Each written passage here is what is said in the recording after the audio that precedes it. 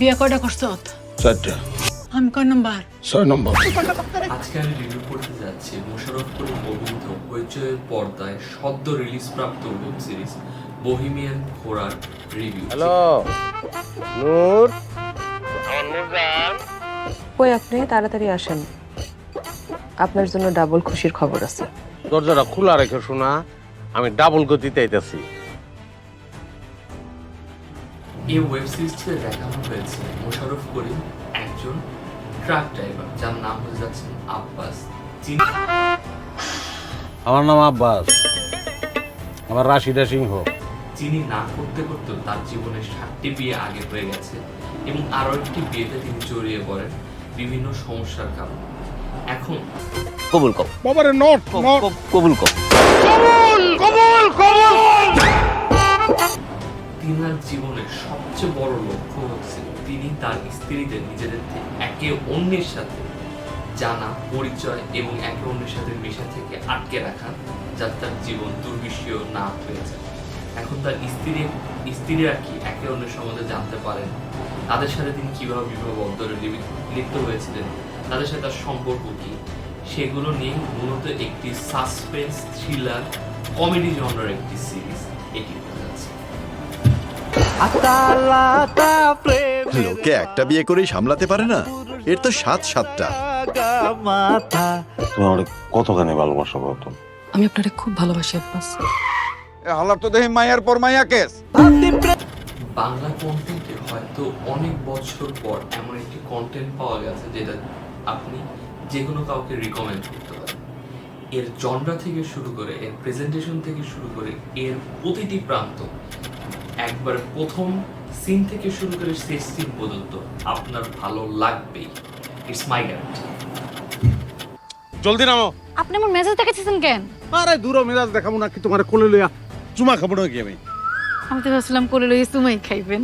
খাও খাও, অসুবিধা নেই, খাও। অধিকাংশ ওটিটি কন্টেন্টগুলো দেখা যায় যে কোনো একটা জনরার মধ্যে আবদ্ধ থাকে, যে এই জনরার বাইরে আমি কাজ করি।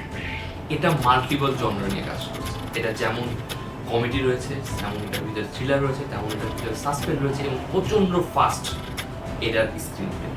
পুরো 2 ঘন্টা 30 মিনিট অথবা 40 মিনিটের এই কন্টেন্ট আপনার 1 সেকেন্ডের জন্য বোর করবেন এবং 1 সেকেন্ডের জন্য স্লো হবে না। মেরি ভাবি আর আম্বিয়া ভাবির একবার দেখা হয়ে গেলে ওস্তাদ আপনার ঘাড়ের উপর কল্লা থাকবো না। তুই বিয়ে কয়টা করছ? 4টা। আমি কয় নাম্বার? 6 নম্বর। সিরিজটি কমেডি থেকে শুরু করে, এর টেকনিক্যাল পয়েন্ট থেকে শুরু করে, এর এডিটিং থেকে শুরু করে, এর অভিনেতাদের অভিনয় থেকে শুরু করে, আপনি এই ওয়েব সিরিজের খুব কম অংশে কোনো ভুল ধরতে পারবেন। যদি খুব গভীরভাবে না চিন্তা করেন, এই সিরিজের প্রতিটা ডিপার্টমেন্ট আপনাকে মুগ্ধ করতে বাধ্য।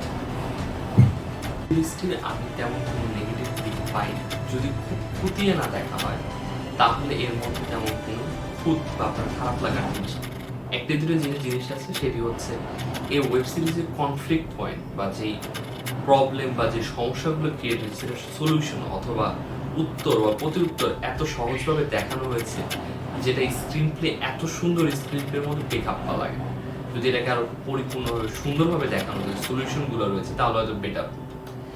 এই ওয়েব সিরিজটাতে এই একটা জিনিস ছাড়া আর কিছু মুভমেন্ট, খুব কম মুভমেন্টের জন্য ওয়েব সিরিজটা আপনার খুব বেশি প্রেডিক্টেবল লাগে। এটার মধ্যে থ্রিলার আছে, কমেডি আছে, সব কিছু থাকলেও গল্পটা খুব বেশি প্রেডিক্টেবল।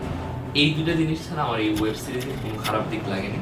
এই ওয়েব সিরিজ আপনি যদি কমেডির অডিয়েন্স হন, কমেডি ভালো লাগবে, থ্রিলারের অডিয়েন্স থ্রিলার ভালো লাগবে। মোশাররফ করিমের দুর্দান্ত অভিনয় রয়েছে, এখানে প্রতিটা কাস্টের মারাত্মক অভিনয় রয়েছে, এডিটিং মারাত্মক, টেকনিক্যাল পয়েন্ট মারাত্মক। এই ওয়েব সিরিজ পুরোটা শুট করা হচ্ছে বাংলাদেশের বিভিন্ন জেলায়। সেই জেলার টেক্সচার, সেই জেলার যে একটা প্রকৃতি রয়েছে, সেই জেলার যে একটা ন্যাচারাল পয়েন্ট অফ ভিউ রয়েছে, সেটা যেভাবে ক্যারেক্টারগুলোর যে প্রকৃতিগুলো রয়েছে, প্রতিটা ক্যারেক্টারের প্রকৃতি ভিন্ন, প্রতিটা ক্যারেক্টার ভিন্ন, অথচ প্রতিটা ক্যারেক্টার আপনার মাথায় রেজিস্টার হয়ে যাবে। এত সুন্দরভাবে, এত সুন্দর প্রেজেন্টেশনের মাধ্যমে দেখানো হয়েছে। সর্বোপরি আমার এই ওয়েব সিরিজটি অত্যন্ত ভালো লেগেছে। আপনারা যারা ওয়েব সিরিজটি এখনো দেখেননি আপনারা দেখেন, আর যারা দেখেছেন তারা আমাকে জানান আপনাদের ওয়েব সিরিজটি কেমন লেগেছে।